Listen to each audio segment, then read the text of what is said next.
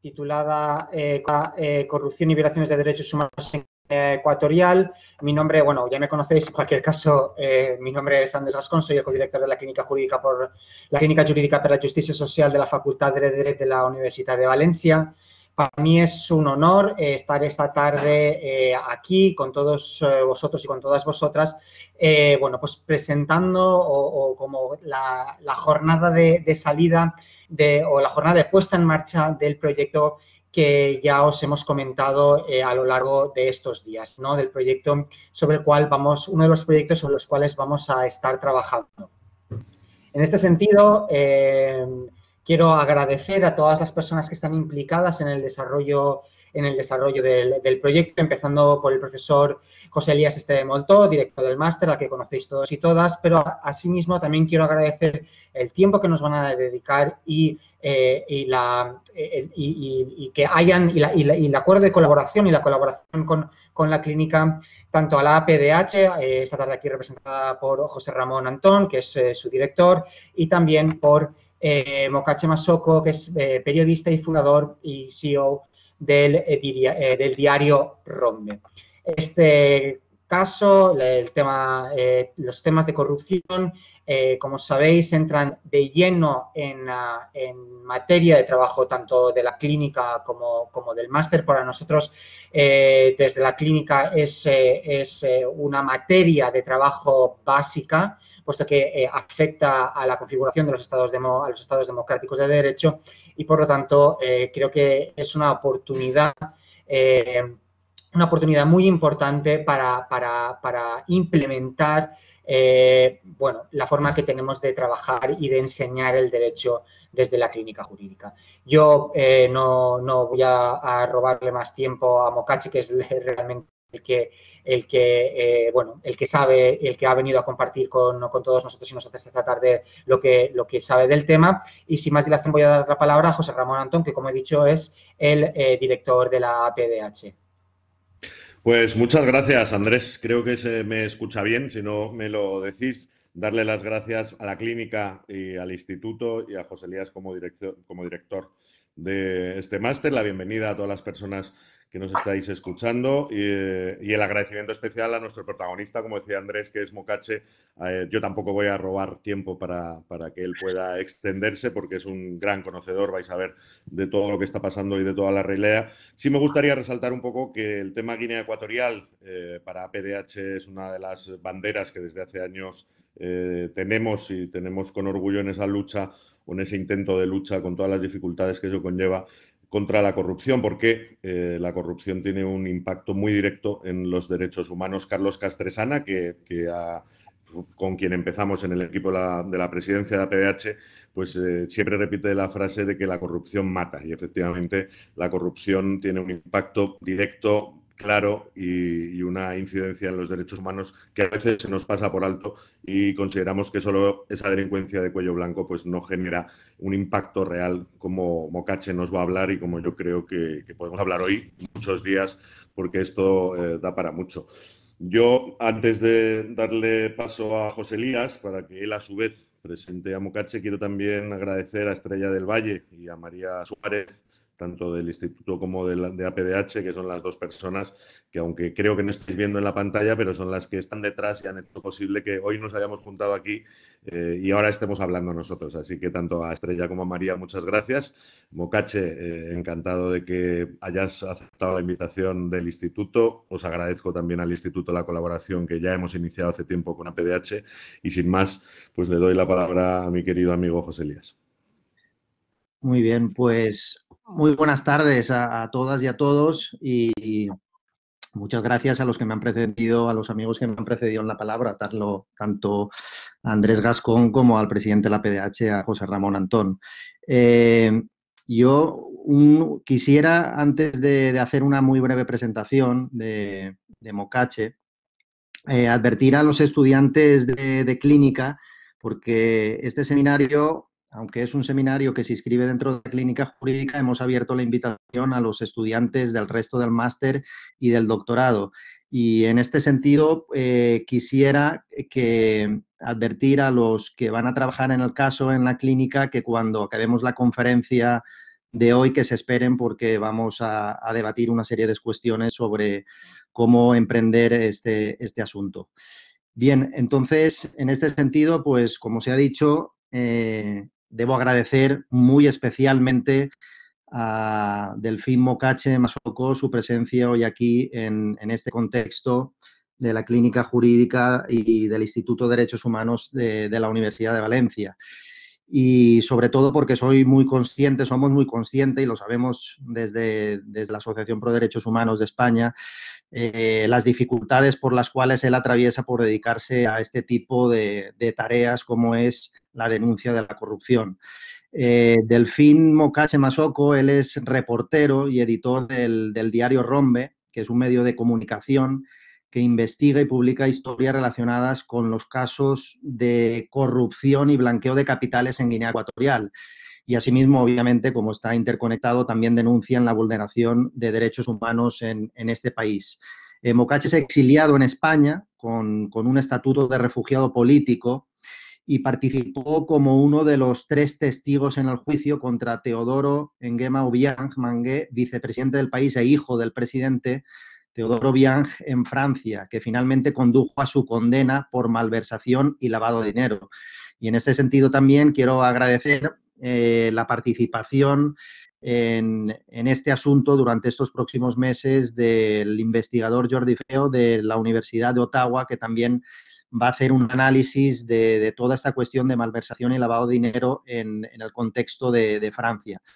Bien, asimismo, Mokache, a principio de este año, a través de su diario Rombe, junto a medios de comunicación como el Organized Crime and Corruption Reporting Project e Infolibre, destaparon uno de los mayores casos de corrupción que involucra al ministro de Minas e Hidrocarburos de Guinea, también al hijo de Obiang.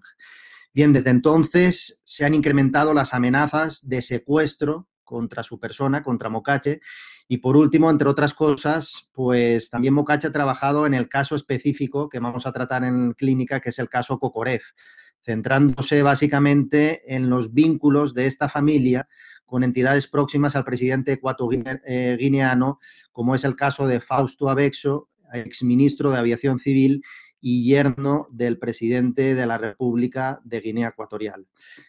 Bien, habida cuenta de todo esto y de la importancia y relevancia, como ya se ha destacado del caso, sin más, voy a dar paso a Mokache, únicamente también haciendo la advertencia de que al final de su intervención daremos paso a un turno de preguntas y respuestas que pueden hacerse o bien a través del chat, y las iremos leyendo, o bien también a voz alzada, a voz viva, y quienes quieran participar de esta forma lo que tienen que hacer es darle al icono de levantar la mano e iremos dando por orden de turno de palabra cada una de esas intervenciones. Bueno, no quería tampoco, sin más, agradecer y también hacer referencia y dar las gracias a todo el profesorado del máster y de clínica jurídica que se va a vincular en este caso y que veo que están hoy aquí en esta sesión. Así que muchísimas gracias a todos y cuando quieras, Mokache, el micro y la intervención es completamente tuya. Hola a todos, hola a todas, como han dicho los compañeros y José Elías, pues nada, yo vivo en España y comprenderéis que desde Guinea Ecuatorial no puedo ni podemos, tanto yo como mis compañeros y compañeras que están en Guinea, hacer este tipo de actividades, intervenir desde Guinea, denunciar y comentar o cuestionar la situación sociopolítica de Guinea Ecuatorial. Muchos de ustedes conoceréis o habéis oído hablar de Guinea Ecuatorial y bueno, como sabéis también que es una ex colonia de España hasta el 68 y desde el entonces cuando Guinea accede a la independencia no hemos conocido otra cosa que sucesivas dictaduras, ¿no? Dictaduras férreas, dictaduras que prácticamente han obligado a una parte de la población abandonar Guinea Ecuatorial, exiliarse sobre todo en España, que es el país por conexiones de idioma y cultura, vivir aquí y pues desde aquí utilizar todos los mecanismos posibles para denunciar la situación sociopolítica de Guinea Ecuatorial. Pero también quiero agradecer a la Clínica Jurídica, ¿no?, y a la Asociación por Derechos Humanos por organizar este evento. Como sabéis, en España son pocas las organizaciones, son pocas las instituciones y sobre todo los medios de comunicación que hablan de Guinea Ecuatorial. Hay un temor total, no se sabe por qué, pero bueno, entendemos que Guinea sigue formando parte, sigue estando dentro de la materia reservada que decretó el gobierno español en los años 80, ¿no? Pero bueno, mi país, para hablar de mi país no podemos hablar de corrupción sin hablar sobre los derechos humanos. Pero antes lo que sí os quiero comentar, hasta mediados de los 90, Guinea Ecuatorial era prácticamente un país cerrado, ¿no? Y a principio bueno, sí, en el 95 más o menos, se descubrieron importantes reservas de petróleo en Guinea Ecuatorial. Y eso lo que simplemente hizo es, digamos, Guinea pasó a ser un país cerrado a ser un país, digamos, ampliamente conocido, ¿no?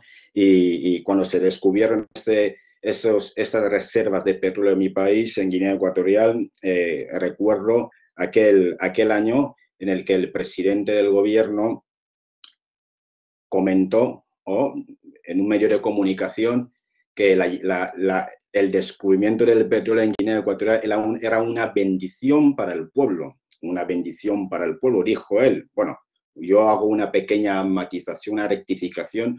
Para el pueblo no.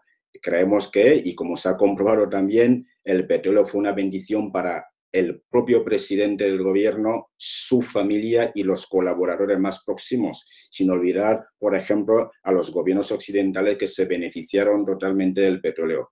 Pero también quiero haceros un pequeño recordatorio y, bueno, se trata de una entrevista que hicieron en 2015 a la embajadora, entonces embajadora de Guinea Ecuatorial en Madrid, en España, y vino simplemente, bueno, la entrevista fue hecha y además que nos sorprendimos todos por la televisión española, ¿no? Es muy raro ver reportajes y documentales realizados por medios de comunicación españoles, ¿no? Y a esta embajadora le hicieron una sola pregunta que antes de seguir me gustaría compartir con vosotros. Algunos no sé si van a escuchar el sonido bien, este pequeño fragmento de 30 segundos para luego explicarles qué sucedió a partir de este momento cuando se descubre el petróleo en Guinea Ecuatorial. Cuando pueda la moderadora, por favor.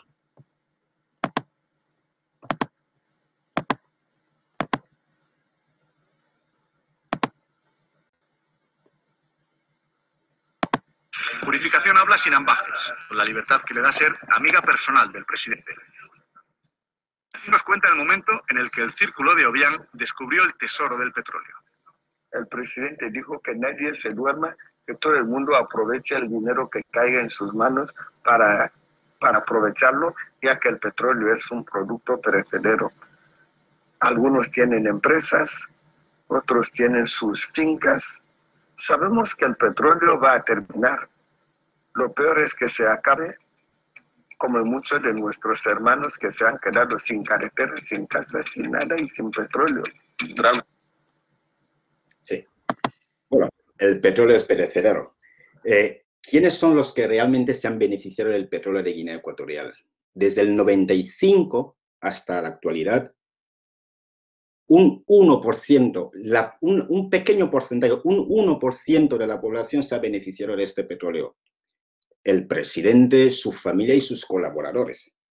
Los millones de dólares que han ido entrando en Guinea Ecuatorial se han repartido entre una cúpula muy pequeña que lo que han hecho ellos es controlar los puntos más estratégicos del país, desde la madera, desde el petróleo, desde la construcción, desde cualquier sector del país fueron colocando, digamos, poco a poco a los miembros de la familia del presidente, ¿no? Y esta situación que viene a provocar que los críticos, los activistas, los políticos se convirtieron en una especie de amenaza importante para el régimen, para el sostenimiento de la economía del régimen, ¿no? Muchos fueron perseguidos, detenidos, encarcelados. Los que consiguieron huir de Guinea, pues digamos que pudieron salvar sus vidas, ¿no? Por citaros un ejemplo, en Guinea Ecuatorial tenemos a un conocido activista muy importante, desde aquí le mando un saludo, no puede conectarse a esta conversación, a este seminario por temas de conexión en Guinea, que se llama Paisa Ayeto. Paisa Ayeto es, digamos, uno de los coordinadores de Somos Más. Somos Más es una plataforma que se creó para denunciar la vulneración de los derechos humanos en Guinea Ecuatorial. Y sobre todo gran parte de los que fundaron este movimiento lo hicieron desde la Universidad de Valencia también. Y esta persona, Paisa Ayeto, ha sido uno de los activistas que más tiempo ha pasado en la cárcel, ¿no? Es joven, no tendrá más de 37 años, creo yo.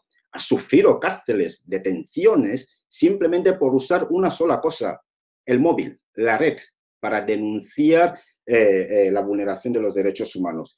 Y bueno, todo esto sucede a ojos, en presencia de los propios diplomáticos guineanos, ¿no? En mi país, para los que no lo conocen y no han estado ahí, hay una poca consideración de los derechos humanos en Guinea Ecuatorial. Mientras Guinea, digamos que se convierte en el cuarto productor de petróleo en África subsahariana, por detrás de Angola, Nigeria y Sudán, el pueblo sufría una persecución brutal, no tenía acceso, digamos, a un reparto equitativo de la riqueza, los bienes, el dinero que generaba Guinea. Fijaros de que al menos hasta 2006, 7, 11 por ahí, Guinea producía más de 420.000 barriles al día, y con un Producto Interior Bruto prácticamente semejante a España o a Italia. La población sigue dependiendo de los países vecinos como Camerún y Guinea y Gabón, que no tiene acceso a los servicios básicos del país. El simple algodón que sabéis no lo tenemos en Guinea, tenemos que adquirirlo al país vecino, o simplemente los alimentos de primera necesidad no lo tenemos, hay que adquirirlo a los países vecinos. Pero mientras Guinea estaba, digamos, con una campaña mediática de acceso, de apertura en los organismos internacionales que les admitían en esto, les admitían en la ONU, les admitían en todas las partes, en Guinea Ecuatorial se seguía persiguiendo a los políticos. El propio derecho a asociarse en mi país está totalmente prohibido. Sí que existen leyes que permiten el derecho a la asociación, pero el derecho a la asociación que sirva para adular al propio presidente del gobierno, el derecho a asociación que sirva para, digamos que, acompañar al régimen al saqueo del país. No se permiten las asociaciones de movimiento que sirvan para cuestionar la situación sociopolítica, los estudiantes que se ponen a reunir para exigir más derechos, más oportunidades, no se permiten. Pero bueno, mientras sucede todo esto, el pueblo se encuentra en una situación donde no tiene dónde acudir. Y luego tenemos una cosa muy importante, que es esto en cuanto a la vulneración de los derechos humanos. Recientemente el gobierno de Guinea ha aprobado una ley, eso es muy, muy peligroso, ha aprobado una ley que da carta blanca a los policías, a las autoridades militares, para que persigan a las personas homosexuales. Es decir, que en mi país, si eres un homosexual, corres el riesgo de ser detenido. Tenemos las cárceles llenas de personas detenidas por su orientación sexual. Y esto, digamos, de que es una situación que todos denunciamos, creemos que las personas tienen derecho a poder amar, a querer y decidir su sexo con quien quiere estar, ¿no? Pero bueno, en mi país está totalmente prohibido, está perseguido y las personas pues se encuentran ante esta situación de vulneración que no saben realmente qué hacer. Y en cuanto, y como os he dicho antes, todos controlan los puestos más importantes. Y la corrupción es, en mi país, digamos que voy a decir que legal. Desde que el gobierno, el presidente del gobierno autoriza a sus personas más próximas a que se hagan con el control de los dineros procedentes del petróleo, eso significa de que tanto los poderes jurídicos en los tribunales no tienen ninguna autoridad para poder cuestionar a nadie. Tenemos un tribunal de cuentas que brilla por su ausencia, que fue, digamos, introducido en el 2012, brilla por su ausencia. No puedes ir a ningún tribunal a denunciar un caso de corrupción. Sí que se pueden denunciar casos de corrupción, pero de personas de a pie, pero de las personas más poderosas del país, tú no puedes denunciar a nadie, ¿no? Y luego nos encontramos con esta situación que ¿qué hacen los periodistas en Guinea para poder denunciar esto? Hay centenares de medios de comunicación en Guinea Ecuatorial para denunciar casos de corrupción, pero no lo pueden hacer. No pueden hacerlo porque primero desde los medios existentes en Guinea Ecuatorial, el Ministerio de Información, Prensa y Radio, tiene primero que tener un control de qué se va a publicar y qué se va a decir. Los propios partidos políticos que están en Guinea Ecuatorial, digamos, los pocos que hay o los clandestinos que hay, ninguno tiene autorización, digamos, autoridad de poder ir a un medio de comunicación de Guinea, a la televisión pública de Guinea y poder denunciar la corrupción, ¿no? Nosotros estamos aquí fuera, sí, y es importante que sepáis que los que estamos aquí fuera también corremos el riesgo de, digamos, de ver afectado nuestra integridad física por lo que estamos haciendo. Pero es importante que sepáis que dentro de Guinea Ecuatorial, la situación sociopolítica de Guinea Ecuatorial es tan, digamos, grave que no más de la mitad, somos menos de 2 millones de habitantes, pero la mitad de la población prácticamente ha tenido que abandonar Guinea, irse a Camerún, irse a Gabón, irse incluso a España, pues para buscarse un futuro mejor. Pero bueno, la corrupción es una práctica legal, como os he dicho antes. Denunciarlo no es fácil, obtener información para compartirlo con terceros no es fácil.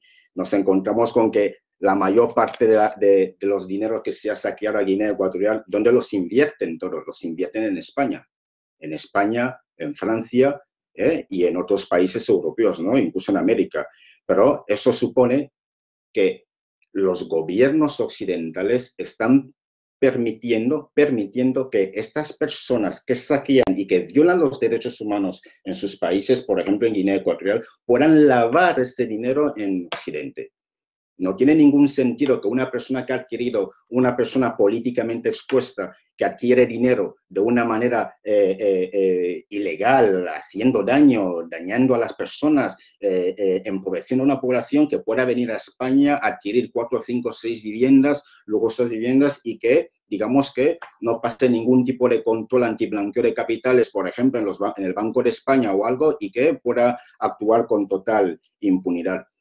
No sé si habéis leído recientemente el informe de Transparencia Internacional, digamos, que investiga casos de corrupción, y han colocado recientemente en su informe reciente, colocan a Guinea Ecuatorial en el 10º país más corrupto del mundo. Y esto supone que, en fin, este dato es importante para las organizaciones internacionales, para que puedan exigir más control al país, que puedan exigir más sanciones al país, ¿no? Y bueno, esto no ha sido simplemente el hecho de que Guinea aparezca en este puesto entre los países más corruptos del mundo, no ha supuesto para el gobierno de Guinea, digamos, acudir al Fondo Monetario Internacional para pedir un rescate. Bien, habéis visto últimamente que por la bajada de precio del petróleo, los países productores de crudo, sobre todo Guinea Ecuatorial, entre otros, pues han sufrido un duro golpe en sus economías, ¿no? Y esto lo que ha supuesto es, pues, buscar inversión en los países extranjeros. Pero bueno, inversión en países extranjeros. La mayoría de países africanos, en el caso de Guinea Ecuatorial, se fueron a China a pedir inversión, préstamos. Como sabréis todos vosotros, o algunos los que no lo sepan, China es un país que prácticamente no mira la vulneración de los derechos humanos. ¿Quieres dinero? Yo te doy dinero. Lo que hagas con el dinero, si quieres atropellar los derechos de tu población, si quieres secuestrar a tus políticos y todo lo demás, me tienes sin cuidado. Yo te doy el dinero, tú a mí me das lo que quieras en tu país gratuitamente, ¿no? Y ahora bien, consiguen dinero en China. El dinero que consiguen en China con la excusa de invertirlo en carreteras, en educación, en los servicios básicos de la población, no sucede así. Lo que simplemente es que, para que tengáis claro, es que los puntos muy importantes del país, la construcción, todos, el gobierno, tienen todas acciones en las empresas más importantes del país, lo que supone que cualquier préstamo que reciben de fuera va directamente a los bolsillos de los dirigentes de Guinea Ecuatorial. Va directamente a ellos. El pueblo en sí mismo no se beneficia de ello. A fecha de hoy, en el año en el que estamos, 2021, Guinea no tiene electricidad. Guinea depende de otros países para poder suministrar gasolina, petróleo. Siendo país productor de petróleo, no lo tiene. No se han construido refinerías, no tenemos nada. Dependemos de otros. Cuando los demás no nos dan, no tenemos nada. Nos encontramos en esa situación, no tenemos nada. Y luego, ¿qué pasa? Que la crisis que ha golpeado fuertemente a Guinea y que ha hecho crecer el paro a un casi 78%, Guinea se vio obligado a pedir un préstamo al Fondo Monetario Internacional, 280 millones de dólares al Fondo Monetario Internacional, a pesar de las quejas de las organizaciones internacionales, Human Rights, Transparencia Internacional. Todos se quejaron de que no se podía dar a Guinea Ecuatorial esa cantidad de dinero, teniendo en cuenta que es el país más corrupto del mundo. No hay un control de las cuentas. Los miembros del gobierno no declaran sus bienes. Nadie puede declarar sus bienes. Ningún miembro lo hace. Ni la gente tampoco puede pagar impuestos, porque la gente dice, ¿para qué voy a pagar impuestos si al final el dinero va a caer en manos de esta persona? Bien, pero ¿qué dice el Fondo Monetario Internacional? Vale, vamos a rescatar este país. Como miembro del Fondo Monetario Internacional, vamos a rescatar a este país. 280 millones en 3 años, pero bajo condiciones. El Fondo Monetario da una condición. La primera condición que el Fondo Monetario Internacional da a Guinea Ecuatorial, que nos pareció además una ironía, una falta de respeto, burlarse del pueblo de Guinea Ecuatorial, es que Guinea tenía que ser parte de la ETI, tenía que ser parte de la ETI, que tenía que ser parte de la ETI, que es el organismo que, pues digamos que vigila la transparencia de la industria extractiva en Guinea Ecuatorial. Si Guinea no era parte de ese organismo, era una de las principales condiciones, que no daba el dinero a Guinea Ecuatorial. Guinea presentó, eso es una ironía, Guinea presentó su solicitud para ser miembro de la ETI. Y en octubre, después de un informe, un trabajo exhaustivo de la organización, Guinea fue rechazado como miembro de la ETI. ¿Cuál era el argumento de la ETI? Guinea no cumple con los estándares de transparencia. La publicación de los contratos petroleros, Guinea no los publica, no los comparte, no da información, no explica cuánto genera, cuánto vende, cuántos barriles vende, cuántos ingresos hay en el país, no los publica. Guinea hace su paripé, su informe que hay que hacer, como era de costumbre, pero no se la acepta. Y el segundo punto del Fondo Monetario Internacional para que Guinea reciba el préstamo de los 80 millones, necesita este dinero para rescatar a su pueblo. Nadie entiende cómo un país de menos de 2 millones de habitantes con una cantidad de dinero que ingresa al año no haya podido crear no haya podido industrializar el país. Nadie lo entiende. Entonces, el Fondo Monetario da el segundo punto, que es, para que tú recibas este dinero, a pesar de las denuncias de vulneración de derechos humanos y corrupción, secuestros de personas, tienes que promulgar una ley de corrupción, anticorrupción. Esto era ya el nombre más. Que Guinea tiene que promulgar una ley que lucha contra la corrupción. Bueno, en Guinea digo, ¿qué más da? A mí aquí, total, el país es mío, lo gobierno yo con mis hijos y todo lo demás. Vale, Senado, Parlamento, hacemos un paripé, una ley de anticorrupción que luchamos contra la corrupción, que perseguiremos a todo el demás, pam, pam, pam, pam, ¿vale? Se pone en marcha una ley contra la corrupción, se aprueba la ley, pero la ley dio sus cláusulas. al presidente del gobierno y al vicepresidente, que es su hijo, están exentos de declarar sus bienes. Vale, bueno, ahí ya empezamos ya.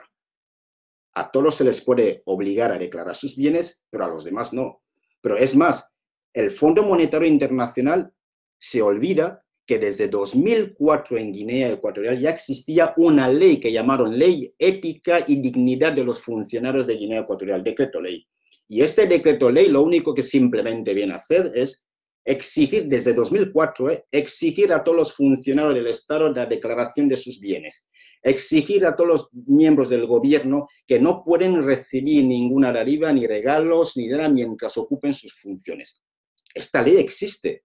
De hecho, Guinea Ecuatorial desde 2012 ya es miembro ya de las organizaciones de la Unión Africana que, digamos, que luchan contra la corrupción y el fraude. Pero Guinea no respeta esto. Entonces, bien, ¿cómo el FMI puede pedir a Guinea que cumpla con unos requisitos para que les den esto cuando saben que anteriormente no los habían hecho?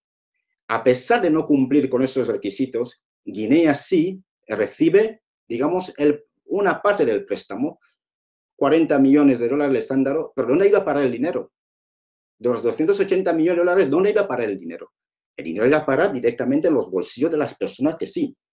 Ahora bien, el profesor Elías os ha hablado hace poco cuando decía el caso de Francia. Es verdad que en Guinea Ecuatorial no podemos llevar a ningún alto miembro del gobierno, exigir responsabilidades, ni siquiera se puede pedir, digamos, perseguir a cualquier persona que haya cometido, a persona con poder político, que haya cometido una violación de derechos humanos.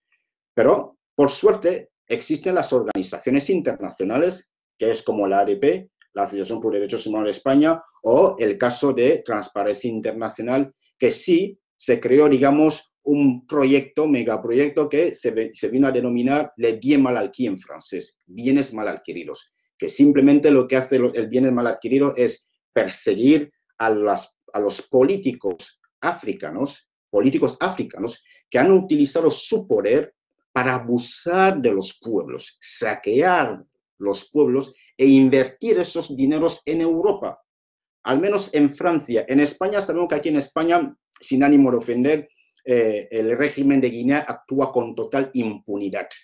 En España actúan con total impunidad. No hay casos, prácticamente casos de, digamos, de investigación, enjuiciamiento y condena de altos miembros de la familia de Obiang en España. Todos los invierten todo el capital robado en España. ¿A través de qué? Entramado de sociedades. Entonces, el caso de Francia, lo que ha hecho Francia simplemente, nosotros vamos a perseguir a estas personas que saquean a los pueblos africanos. Entonces, uno de los casos más sonados en el mundo, en los medios de comunicación, fue la condena del vicepresidente segundo de Guinea Ecuatorial, el hijo de Teodoro Obiang Bansogo, que desde que nació, heredó, creció, heredó igualmente, saqueó. Él controlaba el sector de la madera. Cada hijo tiene su sector. Teodorín era el maderero de maderas. Creó un entramado de sociedades que era cobra comisiones a todas las empresas que trataban de llevarse la madera. Con todo el dinero que las comisiones cobradas y con un entramado de sociedades adquiría lujosas propiedades, coches de lujo en todos los países del mundo. 2017 fue condenado a 3 años de prisión. Bueno, se le eximió la entrada en la prisión por no tener otros delitos. Una condena por primera vez e histórica que se ha conocido en el mundo, ¿no? ¿Y qué sucede? Que no solo este caso de Francia, el mismo vicepresidente, a pesar de haber sido condenado, y esto siempre sucede con la colaboración de muchos gobiernos por el interés que tienen en Guinea, la explotación del crudo que realizan ahí, investigado igualmente en Suiza por blanqueo de capitales, ¿no? Investigado también en otros territorios, por ejemplo en Brasil. Automáticamente el vicepresidente nuestro, a pesar de haber sido condenado, se le detiene en el avión, siendo miembro del gobierno, vicepresidente del gobierno, se le detiene en pleno aeropuerto del país con una maleta llena de divisas, más de 11 millones de dólares. Y esto sucede así como así, no pasa nada. Y Otro caso que nos ha costado mucho trabajar, sobre todo el denunciar, es importante que lo sepáis, que las personas que están dentro de Guinea Ecuatorial, como los que estamos fuera, corremos un riesgo muy, muy, muy importante, peligroso, por lo que se está haciendo, denunciar. Todos tenemos la intención y queremos recuperar el bien, el dinero que se ha robado al país, que se ha ocultado fuera, y que digamos que Europa siga, digamos, implementando mecanismos para evitar que estos países sigan saqueando al país. La gente que huye de África, de Guinea Ecuatorial, no huyen por el simple hecho de que nos da placer venir aquí, vivir aquí, estar tranquilamente. No, huimos porque simplemente los que están ahí no nos dan la posibilidad de poder desarrollarnos, no nos dan la posibilidad de poder, digamos, disfrutar de esta supuesta bendición de oro negro que nos han regalado, ¿no? Entonces, bien, recientemente varios medios de comunicación y nosotros hemos trabajado una investigación muy importante que era investigar y conocer cómo el ministro del petróleo de Guinea Ecuatorial, uno de los hombres más ricos y poderosos de mi país, utilizó un entramado de sociedades creadas en Guinea y otras fuera, principalmente Chipre, España, para hacerse con dinero del país. El presupuesto anual de la educación de Guinea está en torno a los prácticamente 90 millones de euros, 100 por ahí estará.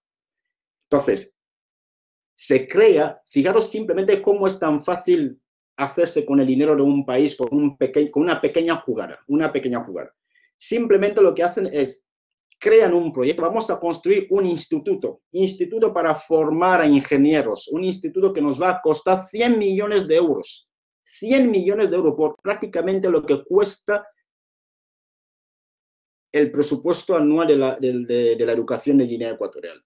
De estos 100 millones de euros vamos a repartirnos una tajada que sacaremos de Guinea, lo metemos en Chipre y de Chipre lo metemos aquí.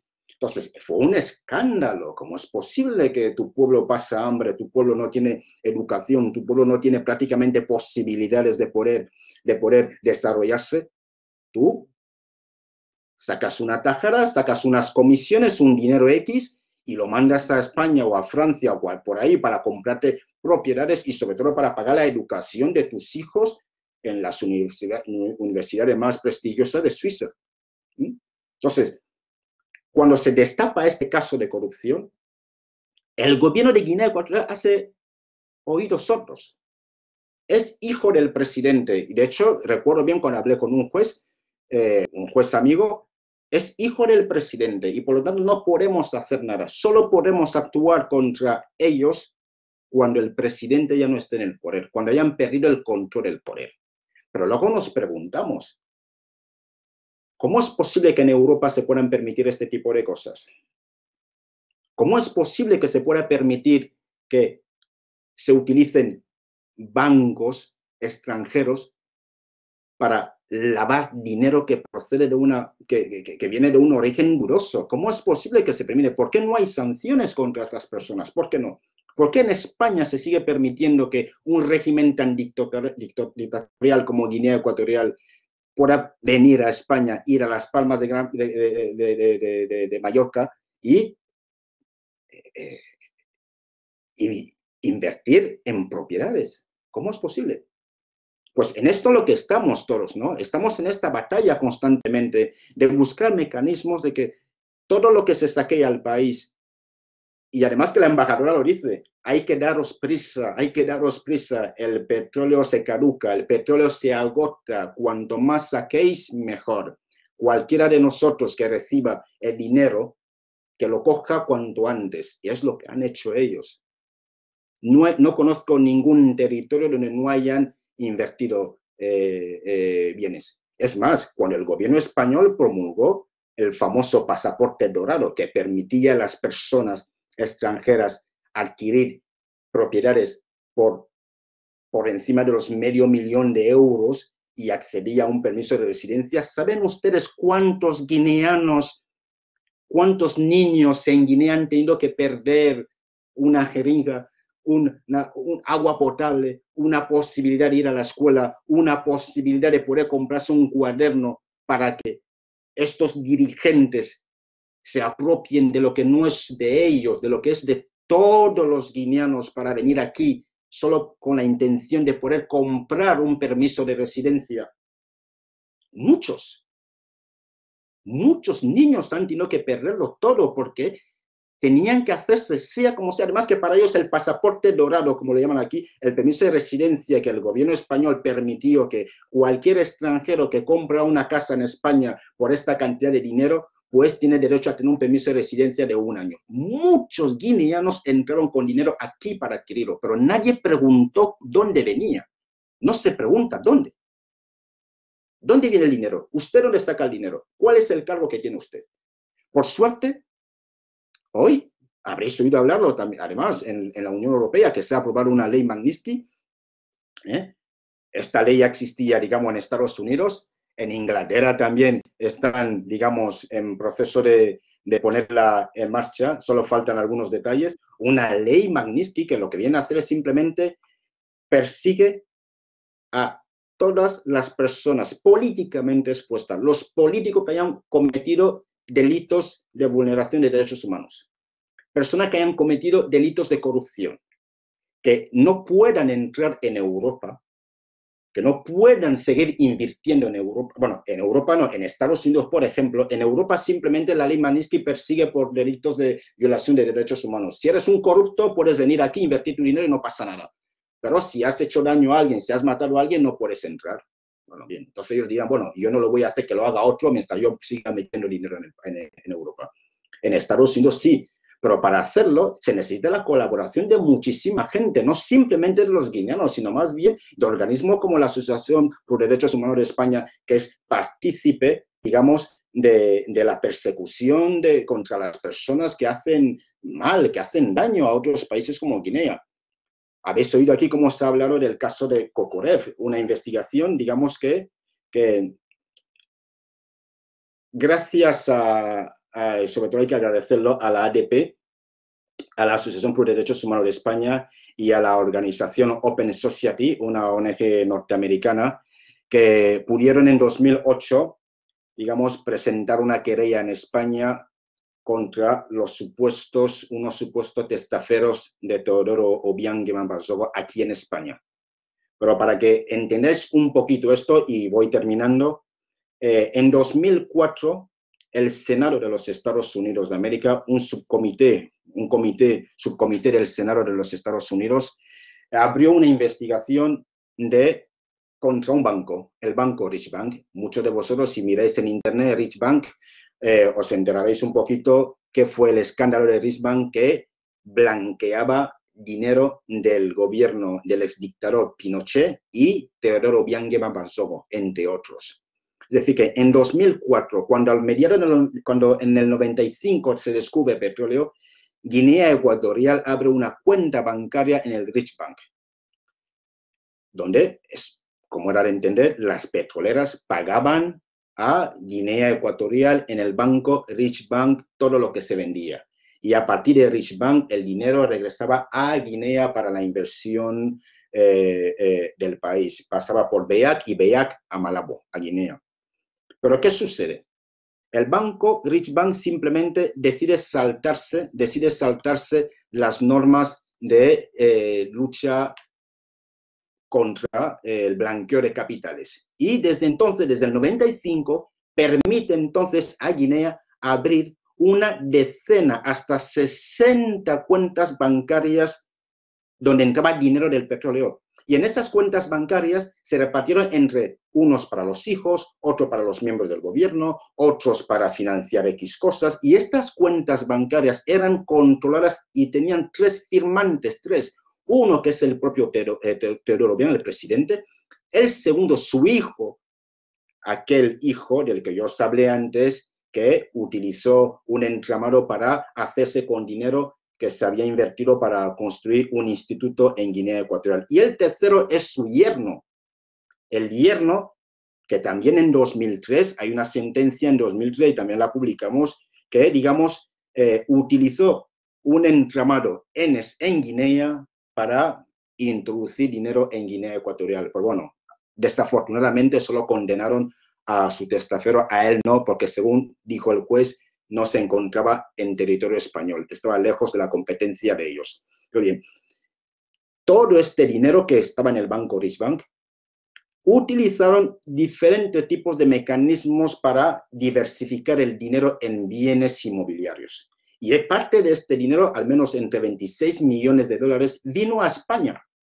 Y es ahí donde entra en juego la investigación de la ADP, que es, digamos, identificar, porque sí que se conocía la empresa que recibía los fondos y pues se tenía que hacer un tipo de trabajo que está ahora mismo en los tribunales, en el juzgado, en una investigación. Pero es ahí donde hace el trabajo y muchos se preguntarán, pero esto, todo este dinero, ¿qué relación tiene con los derechos humanos en Guinea? Claro que sí que tiene relaciones con los derechos humanos en Guinea. Si los 26 millones de dólares hubiesen ido directamente a financiar la construcción de hospitales, esto pues salvaría la vida de muchísimas gentes, de muchísimas personas, salvaría la vida de muchísimas personas.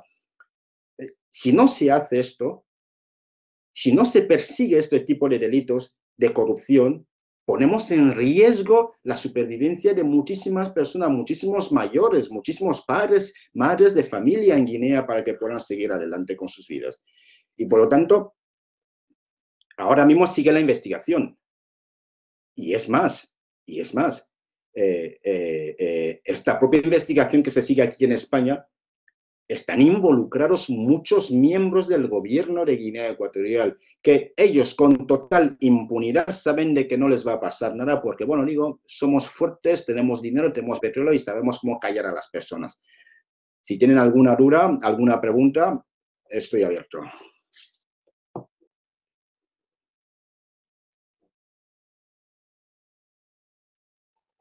Bien, muchas gracias, Mocache. No sé si me oye porque me da aquí un problema Sí, no puedo, sí. ahora puedo compartir el vídeo, no podía. Bueno, pues lo dicho, muchísimas gracias por tu presentación. Bueno, creo que el registro de auténticas vulneraciones de derechos humanos en Guinea Ecuatorial pues está al orden del día y precisamente esa corrupción, que es la que tenemos que un poco investigar aquí en la clínica, pues apunta precisamente a ello. Yo creo que hay muchísimos aspectos en los que podríamos adentrarnos, ¿no? Porque son muchísimos los casos y detalles que has mencionado, pero exactamente aquí nosotros nos tenemos que centrar en el caso Kokorev. Pero bueno, hay que conocer el contexto y también ese contexto dejarlo por escrito en el informe que debemos realizar para la Asociación Pro Derechos Humanos. Vamos ahora a pasar, antes de pasar a la discusión dentro de la clínica, dejamos un espacio de tiempo para cualquier duda, inquietud, pregunta que quieran hacer los asistentes a este seminario. Y como habíamos dicho, o bien lo hacen a través del chat por escrito o bien le dan al icono de levantar la mano y le damos paso.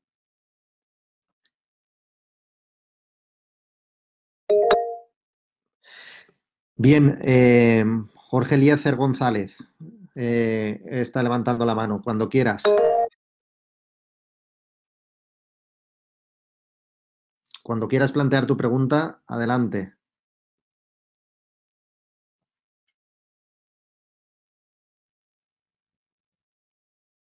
Le tendrás que activar al micro, porque no te oímos, Jorge. Sí.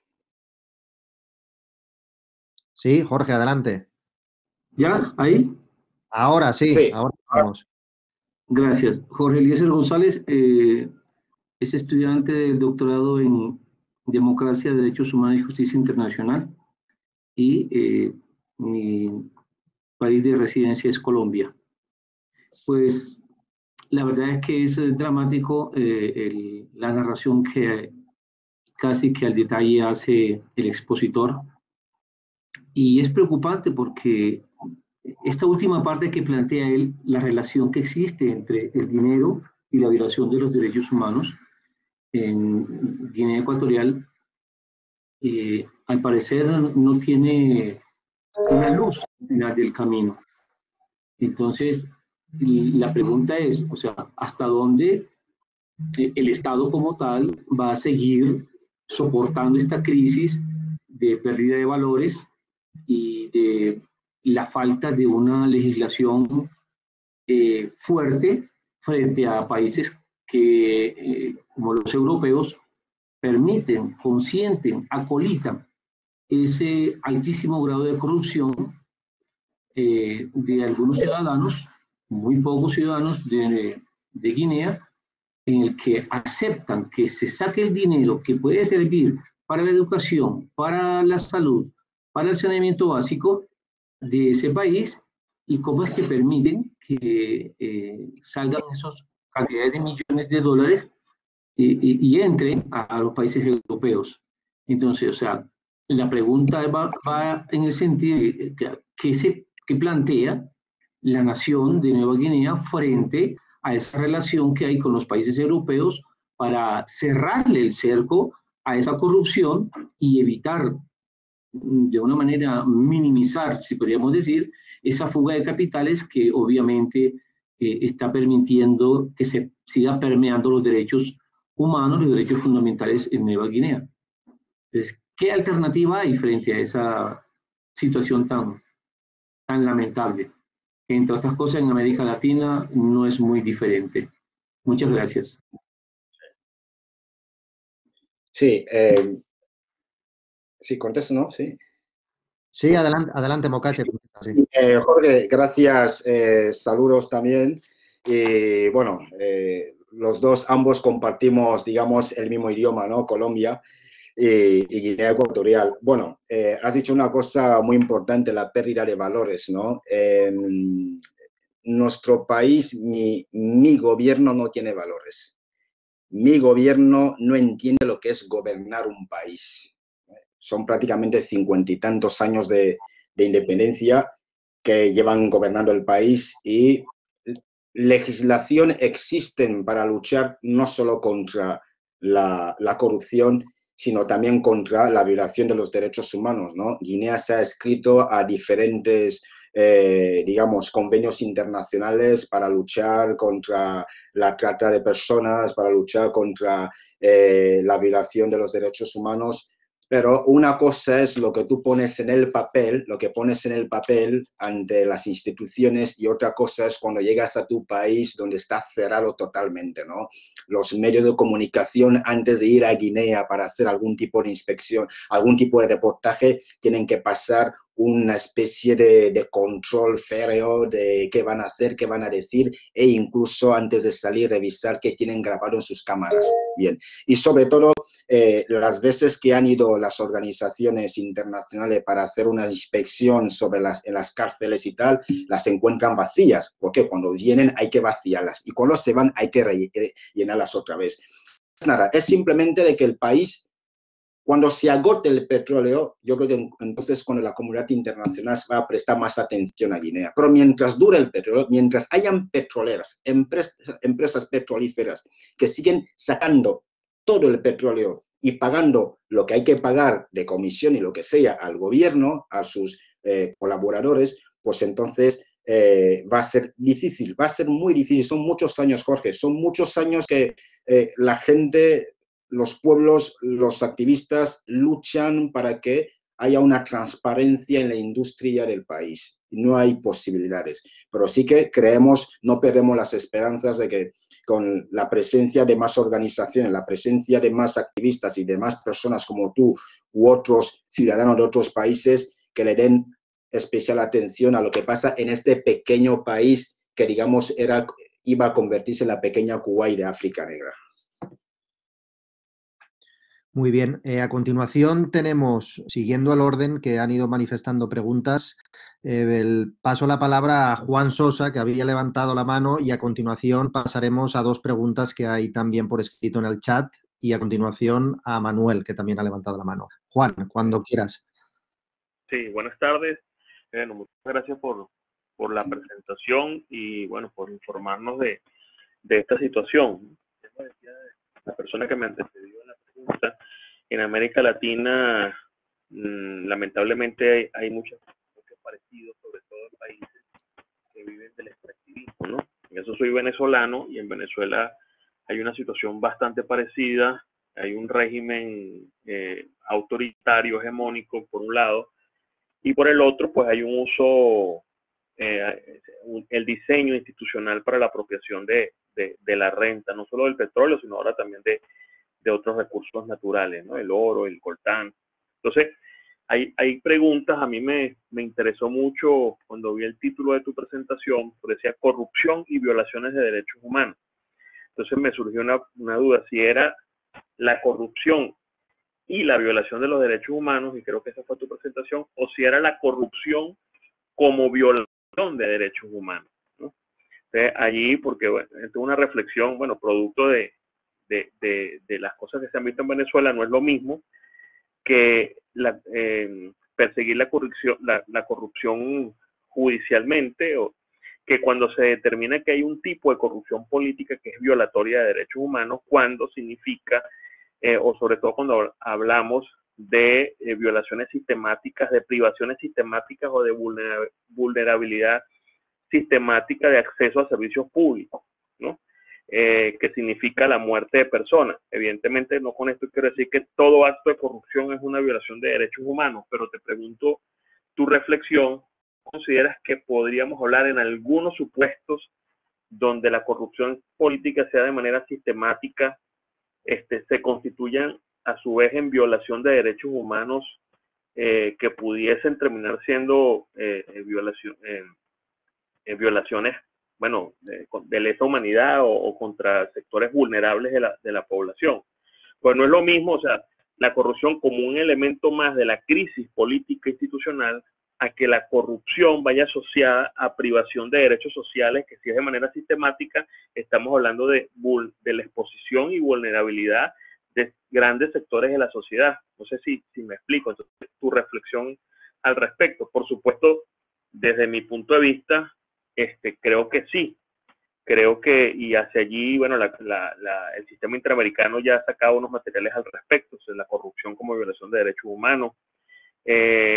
El Instituto Max Planck de Derecho Público en Alemania también ya se han sacado unos materiales que apuntan hacia la vinculación de algunos hechos de corrupción política como violación de derechos humanos. Quería saber tu opinión al respecto. Gracias. Sí. Hola, Juan. Lamentablemente, los dos compartimos Venezuela y Guinea Ecuatorial, compartimos la misma desgracia, ¿no? Y lamentablemente también los dos países mantienen una estrecha relación política y de amistad. Se ve varias veces cuando se han reunido Venezuela y tal. Y también recuerdo, hicimos una entrevista a final de este año a la Embajada de Guinea Ecuatorial, de Estados Unidos en Guinea Ecuatorial. 5 preguntas, se comprometieron a aceptar la entrevista. Hicimos 5 preguntas claves bien preparadas, las enviamos y llevamos prácticamente 5 o 6 meses que no recibimos la respuesta. Nos dan largas, cortas y todo lo demás, ¿no? Entre una de las preguntas que le hicimos, que os la voy a compartir, era, señora embajadora, ¿no? Señora embajadora, embajador, ¿cuál es el grado, cuál es el criterio que utiliza Estados Unidos para considerar Venezuela una dictadura cruel que persigue sistemáticamente a sus dirigentes y que saquea al país? ¿Qué diferencia hay entre Venezuela y Guinea Ecuatorial? ¿Por qué Venezuela todos los días y Guinea Ecuatorial no? ¿Qué diferencia entre una u otra si todos son prácticamente iguales en cuanto a la corrupción y el daño, ¿no? Y nunca obtuvimos una respuesta.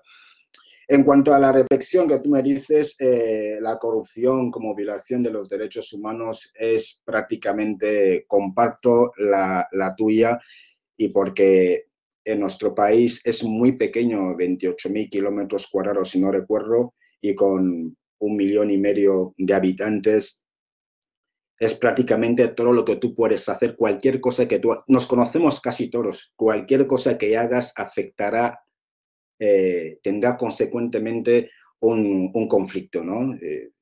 Por tanto, es imposible que una persona que ocupa un cargo como ministro de Sanidad y que haya un presupuesto, por citar un ejemplo, de 200 millones para adquirir unos productos necesarios, unos materiales necesarios para, digamos, un hospital infantil y que él decida a su propio criterio y juicio de los 200 millones quedarse con 50 millones y los 150 que quedan comprar materiales de baja calidad. Esa baja calidad, cuando llega esos materiales a Guinea, primero cuando llega a Guinea, se encuentran que hay otras personas dentro del mismo ministerio que se hacen con parte de esos materiales para su propia familia. Y ahí ya ponemos en riesgo, en peligro, a la mitad de la población que se iba a beneficiar de este material para salvar su propia vida. Es imposible. Siempre que se hable de corrupción, estamos, digamos, hablando de violación de derechos humanos. Es la misma, yo entiendo siempre que es la misma cosa. El perder la vida, el no poder ir a clase, el no poder, digamos, adquirir un servicio esencial por un acto de corrupción que ha realizado una persona es prácticamente lo mismo. Muy bien, a continuación en el chat nos pregunta, por un lado, Salomé Lanier, que es doctoranda en el programa de Derechos Humanos, nos pregunta que qué tipo de informaciones tienes y diste a la justicia francesa para ayudar en el procedimiento de esa iniciativa de bienes mal adquiridos. Es lo que pregunta Salomé desde Francia. Hola Salomé, salut Salomé, bonsoir, enchanté. Nada, era simplemente, teníamos que demostrar todos, tanto activistas como los periodistas y reporteros de investigación, era necesario demostrar que efectivamente se había abusado de un poder para enriquecerse y adquirir propiedades en Francia. Es decir, que teníamos que probar documentalmente que tal persona cobró este dinero y este dinero se transfirió a Francia para adquirir una lujosa propiedad. Es decir, que muchos detalles no podría darte, digamos, públicamente aquí, te podría compartir la información en otro espacio y digamos, para tu propio interés puedo compartirlos porque ya se ha trabajado, ya está sentenciado el caso y bueno, en otro espacio te lo puedo facilitar y compartir contigo esos documentos. Muy bien. Información. Salomé, si te interesa continuar y darle un seguimiento a este caso de Guinea en Francia, pues podemos ponerte en contacto con quien va a dirigir la investigación allí, desde París, que está Jordi Feo. Así que, si en este sentido, si te interesa, pues te ponemos en contacto con él y podrás adentrarte en todos estos detalles y hechos. Sí, sería muy interesante, sobre todo porque el tema de Guinea, sobre todo Francia, hay una gran presencia francesa en Guinea Ecuatorial en cuanto a las empresas que trabajan ahí. Sería interesante su participación, pues ayudaría mucho a desvelar y a conocer también de cerca lo que sucede en el país. Bueno, pues queda bastante claro. Te animamos, Salomé, a que des ese paso y te unas a esta investigación. A continuación también Julio Pérez pregunta de cómo está afectando o va a afectar el tema de la COVID y si es posible que la corrupción, unido a todo este problema sanitario de la pandemia, pueda dar lugar a una revolución o algunos cambios de poder en Guinea Ecuatorial. Bueno, Julio, algunos compañeros míos están aquí seguramente. Se van a reír de lo que yo vaya a decir, porque con el COVID se ha incrementado la corrupción en Guinea, no te lo puedes creer. Es decir, que el negocio que ha generado el COVID en Guinea es impresionante. Por citarte un ejemplo, cuando vienes de fuera del extranjero, vas a Guinea Ecuatorial, la ley, la norma presidencial obliga a que tienes que permanecer en cuarentena al menos 15 días, entre 5 y 15 días. Bien, esos 15 días te obligan a alojarte en un hotel. ¿El hotel de quién es? Es del hermano de la mujer del presidente, del primo del presidente, del sobrino del presidente. Es decir, que todos, imagina cuánto dinero generan. Se han publicado incluso facturas de medios críticos contra el régimen. Hemos publicado facturas que esos hoteles facturan al gobierno centenares de millones de francos CFA, millones de francos, millones, incluso por hablar de 1 millón de euros también, que facturan al gobierno por alojar a la gente en los hoteles durante la cuarentena. Negocio redondo, con esto no te puedo imaginar, negocio redondo. Y además que utilizan esos hoteles para justificar las transferencias que hacen fuera. Es el negocio redondo.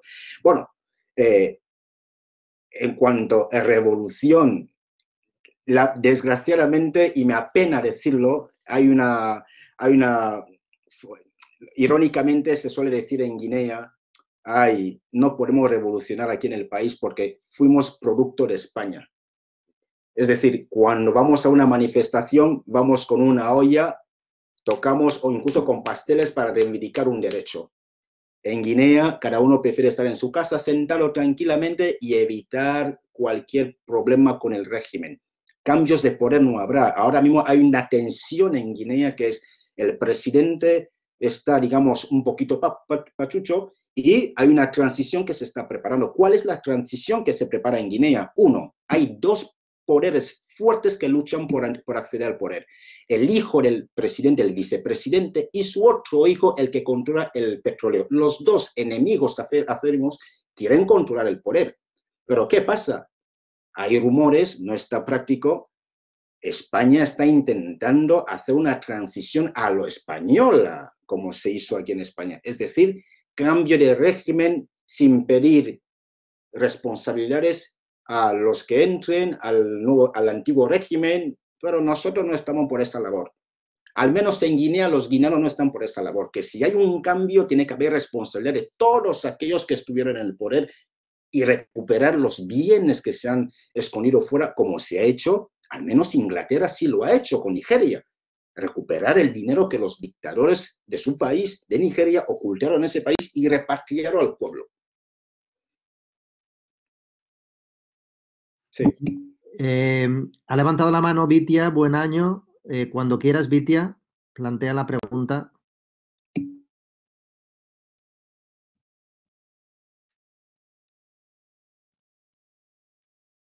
Adelante. No sé, activa el micro si no lo tienes, no te alcanzamos a oír.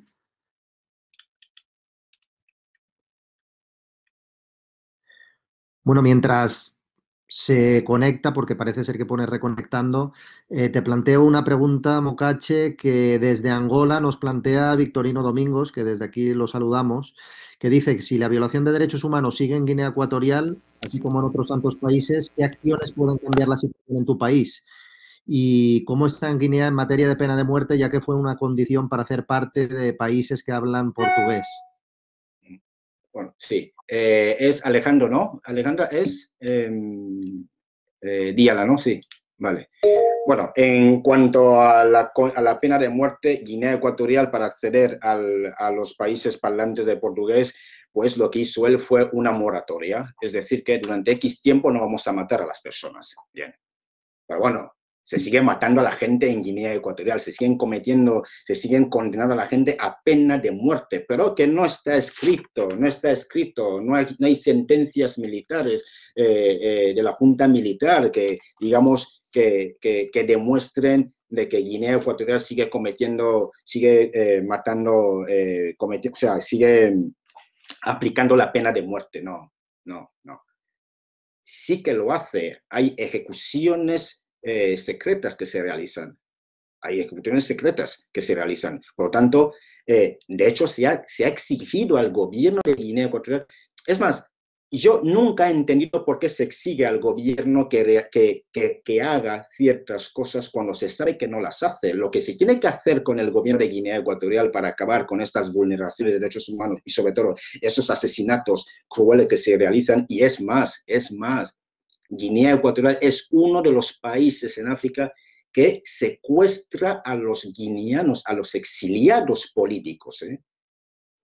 Actúa con impunidad incluso en territorio español. En 2004 casi consiguen asesinar a uno de los testigos principales del caso de los bienes mal adquiridos en Francia, en Madrid.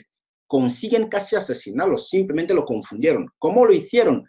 Pues contratando a unos empresarios españoles que tenían negocios en Guinea. Si haces esto, te doy un contrato, finiquitado. Pero bueno, por suerte los extranjeros contrataron a otros sicarios y los sicarios no pudieron hacer su trabajo y por tanto una persona pudo salvarse de la vida. Y se sigue practicando. Secuestran, los llevan a Guinea y desaparecen. Desaparecen estas personas. Pero la comunidad internacional, ¿qué va a hacer? Se va a creer el discurso que se trae el representante de Guinea Ecuatorial a las Naciones Unidas al leer pam, pam, conmutemos, hacemos esto, lo hacemos bien, todo bien, bien, se le aplaude y todo avanza. Y la siguiente, ¿cuál era? ¿Qué dura tenía más él? ¿Cuál era, Elías?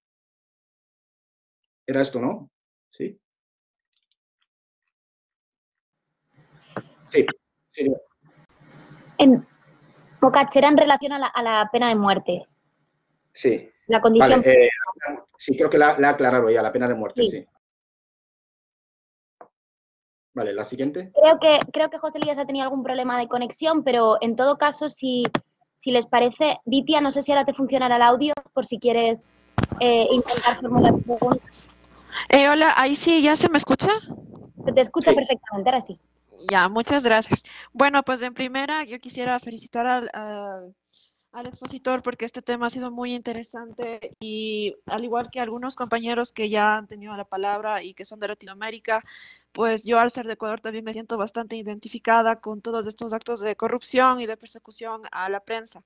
Y bueno, mi pregunta va en relación a la persecución por redes sociales, ya que quisiera saber cómo está la situación en Guinea Ecuatorial. Pues aquí en Ecuador, hace no muchos años, el expresidente Rafael Correa, cuando era presidente, se dedicaba en su programa de sábados, en el cual él hablaba con muchos de sus simpatizantes, empezaba a desenmascarar a la gente que lo atacaba y lo insultaba por Twitter. O sea, exponía públicamente los datos personales de, a veces de menores de edad, que lo insultaban y todo, y obviamente esto provocaba que los simpatizantes vayan a acosar a estas personas. Entonces, bueno, yo quisiera saber primero la opinión sobre esto y también el estado en Guinea Ecuatorial de la persecución por redes sociales. Bueno, la pregunta, Britia, saludos. Compartimos también el mismo idioma, eso es bueno también. ¿Qué te iba a decir? En mi país, en Guinea Ecuatorial, tenemos los fines de semana un programa que llaman Actualidad Presidencial. Bien. Todos esos dictadores tienen algo similar, es la adulación a su personalidad, es decir, que tiene que haber algo que se dedique específicamente a ellos. Y tenemos otro programa que llaman A Fondo también, donde digamos que analizan minuciosamente cada una de las actitudes, comportamientos de la sociedad, lo que dicen, han dicho y dejan de decir. El presidente un día llegó a decir un día que las redes sociales son uno de los principales enemigos del país, de las democracias. Y dijo, si en Occidente, si en el país de los blancos ellos permiten a su población hablar, insultar y decir y criticar al gobierno en Internet, que lo hagan, pero en nuestro país tenemos nuestras culturas, dijo él. Yo desconocía cuál era esa cultura, que era estar sometido a la población.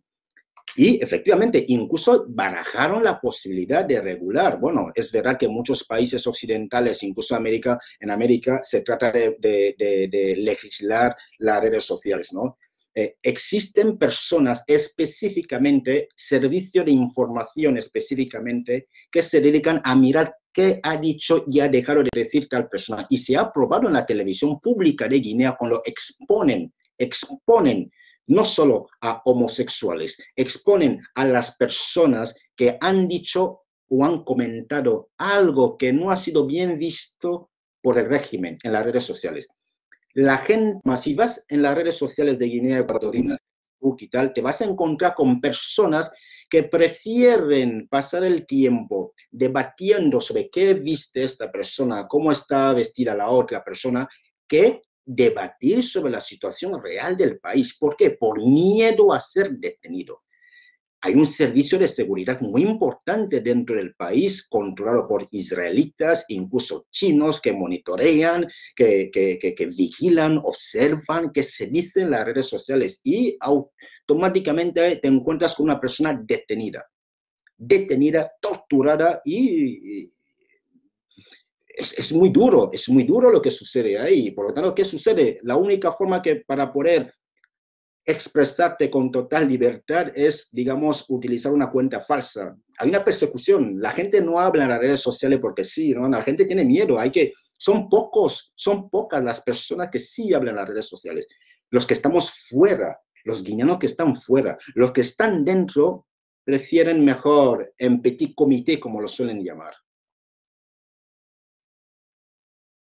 Bien, no sé si se me escucha ahora. ¿Escuchas, Sí, Mocache? Sí, sí, vale. sí. Hay una última cuestión y yo creo que con esta quizá podemos ya cerrar la sesión porque vamos ya casi a la hora y media y tenemos que continuar con el tema de la clínica. Obviamente está suscitando muchísimo interés, como no podía ser de otra forma, este seminario. Bueno, al margen de distintas felicitaciones por la intervención que te están llegando, David Padilla, desde también Ecuador, pregunta lo siguiente. Dice que cómo estimas que España podría mejorar su lucha contra la corrupción de manera similar a lo que ha hecho Francia o Suiza, y dice que resulta sorprendente cómo un país de la Unión Europea no hace mucho por evitar esta corrupción en Guinea Ecuatorial. Sí, gracias, David. Esta es la pregunta también que había leído y muy interesante. Bueno, en los medios de comunicación en España hoy por hoy nos encontramos con que lo que más se habla es de corrupción, pero lo que menos se habla es de que sean o se van a trabajar para implementar normas duras para exigir una mayor transparencia en los movimientos de capitales en España. España no creo que vaya a hacerlo, ¿no? Bueno, no lo sé, al menos con respecto a Guinea. No creo que vaya a exigir una mayor transparencia. Actualmente en España hay un caso muy grande que está sonando en los medios de comunicación, que es el caso de Villarejo. Villarejo, uno de los casos que digamos que ha tocado los cimientos de la política española, pero no solo española, sino ecuatoguineana también. Nos hemos encontrado con casos de Villarejo recibía fondos de autoridades de Guinea Ecuatorial, para que veas hasta qué grado la policía, cierto sector, no toda, cierto sector de la policía española colaboraba directamente con el régimen de Guinea. Es decir, que los guineanos, peces gordos, como los llamamos, hombres de poder de Guinea, llegaban de Guinea Ecuatorial sin visado, lo que no puede hacer cualquier persona de a pie, llegaba de Guinea, eso durante muchísimos años, al menos desde 2010, llegaban de Guinea y bajaban del aeropuerto. Cuando bajaban de las escaleras, había un coche de policía que les esperaba para hacerles cruzar la frontera sin ningún tipo de control. Venían con maletas de dinero para comprar propiedades. Esto solo sucede aquí. Solo sucede aquí.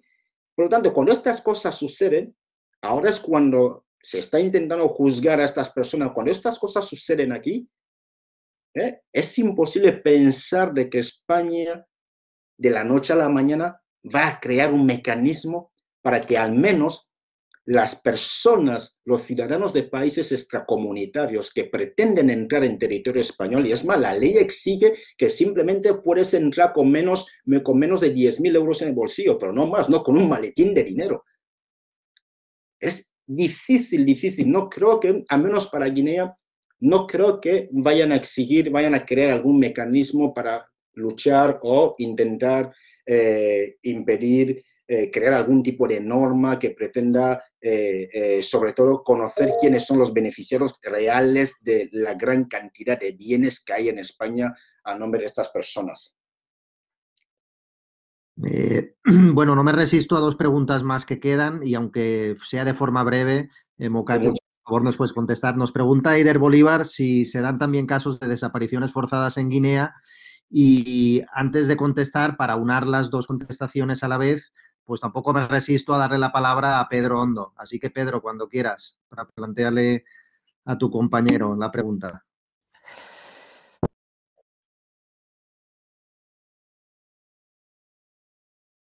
Adelante, Pedro. Bueno, parece ser que... Así ahora, Pedro, te oímos. ¿Se me escucha? Sí, sí, adelante. Sí, sí. Ah, vale. No, yo voy a ser breve. Ante todo, agradecer a Mocache por la ponencia y hablar de Guinea. Yo también soy guineano y lo que me preocupa es el tema que acabas de tocar, el tema de España, y la pregunta es breve. Si crees que los guineanos que intentamos luchar por la libertad de Guinea en todos los aspectos, la corrupción, los derechos, si estamos, estamos seguros en España. Bueno, sí, Pedro, hola. La pregunta es pertinente, es importante porque sobre todo, digamos que los guineanos se sienten desamparados en España. Se sienten desamparados en España porque se ha visto muchos casos de persecución, se ha visto muchos casos de presión, de amenazas por parte del régimen de Guinea a ciudadanos que residen aquí. España, muchos se han pensado, recuerdo bien que un periodista me preguntó, ¿crees que España es seguro para ti? ¿No es mejor que vayas a otro lugar? Y yo voy a decir que no estamos seguros. ¿Por qué? Te pongo un ejemplo. Creo que fue en 2018-2019, yo recibí la llamada de un alto miembro de la policía. Un alto miembro de la policía, recibí su llamada y textualmente por llamada. ¿Es usted el Mocache? Sí, soy yo. Soy el jefe de tecnología del departamento X. Usted está publicando cierta información sobre una persona guineana que reside en Guinea, que hace trabajos humanitarios en Guinea Ecuatorial, está divulgando información sobre él. Le insto a que deje de publicar esta información porque si no habrá problemas. Recibo esta llamada en territorio español, un país democrático. Una persona desde su despacho, y además el número aparece, me llama para intimidarme. Yo pedí su placa, me dio su placa rápidamente, la anoté y, en fin, que se presentara, se presentó. Yo me fui a la policía más cercana, lo expliqué a la policía más cercana, desde ahí le llamaron a esta persona, efectivamente se identificó cómo era, que era, si eran compañeros, y los policías me preguntan, ¿qué quieres hacer ahora? Y dije, mira, mejor prefiero retirarme, una retirada a tiempo es buena, no seguí, para que tú veas. Y el siguiente ejemplo para terminar es, yo recibo una llamada de unos policías que me digan que yo suba en el metro de Benimaclet y que yo vaya a un descampado de Paterna, que me esperará un coche de policías que me llevará a un juzgado, porque en el juzgado yo tenía una orden de busca por unas noticias que había publicado y se me quería exigir la retirada de esas informaciones porque dañaba la economía de la empresa en cuestión en Guinea. Entonces, bien, y yo coge un coche de metro, baja en un descampado y de hecho la llamada está, la tengo guardada. Baja usted en un descampado, 2 policías te cogerán. ¿Cuál es la seguridad que tenemos todos aquí? ¿Cómo voy a bajar, si tengo una orden de búsqueda y captura, cómo voy a bajar en un descampado? ¿Quién me espera ahí? Bien, y por último, en cuanto a las desapariciones forzosas en Guinea Ecuatorial, ¿qué te voy a decir? Como cometas un error en Guinea, cuestionar, decir algo sobre la situación económica del dictador, su familia, o incitar a la revolución en Guinea, será el último día que tú verás la luz del día o de la noche, porque la tortura sistemática que vas a recibir. Hay familias que a día de hoy esperan con gloria, esperan con deseo, con mucho deseo, que entre la democracia en Guinea para exigir dónde está el cuerpo en vida o muerto de su familia que desapareció hace años. Mucha gente espera este momento. Desaparecen gente sistemáticamente en Guinea. Las embajadas lo conocen. La comunidad internacional lo conoce. Y es más, el entonces Ban Ki-moon, secretario general de las Naciones Unidas, viajó a Guinea durante una convención de la Unión Africana, fue recibido por Obiang y en presencia de él sentado y Obiang sentado, cantaron a Obiang en presencia del secretario general de las Naciones Unidas una canción donde le recitaron un poema. Y en el poema decía, se consideraba a Obiang como el Moisés de Guinea Ecuatorial. Con esto prácticamente vivimos porque la naturaleza quiere que nos despertemos cada mañana y que veamos la luz del día. Al menos en España es difícil. Bien, pues con estas tremendas consideraciones finales acabamos con la sesión, con el seminario de hoy. Muchísimas gracias de nuevo por tu dedicación, no solo únicamente en este tiempo que nos regalas, sino por toda tu trayectoria, ¿no? Desde hace años, con esa implicación tan tremenda en la situación de tu país. No, está claro que ha suscitado y suscitará mucho interés esta cuestión de Guinea Ecuatorial y de aquí ya informamos que no va a ser la única sesión que vamos a tratar este tema, sino que, como saben, vamos a tratar esta cuestión en la clínica jurídica, pues habrán pues más sesiones sobre esta cuestión de Guinea Ecuatorial conforme vayamos avanzando. Así pues, muchísimas gracias a todos por su atención. A todos los estudiantes de máster y doctorado, a todos los asistentes y también profesorado que ha acudido a este seminario, y dejamos una pausa de un par de minutos para proceder después a la sesión de clínica. Así pues, ruego a todos los estudiantes de clínica y a todos los profesores implicados, y a ti también, Mocache, te invitamos que puedas continuar en la sesión dentro de 2 minutos. Así pues, dejamos esta breve pausa y nos vemos en 2 minutos. Gracias. Vale, hasta ahora.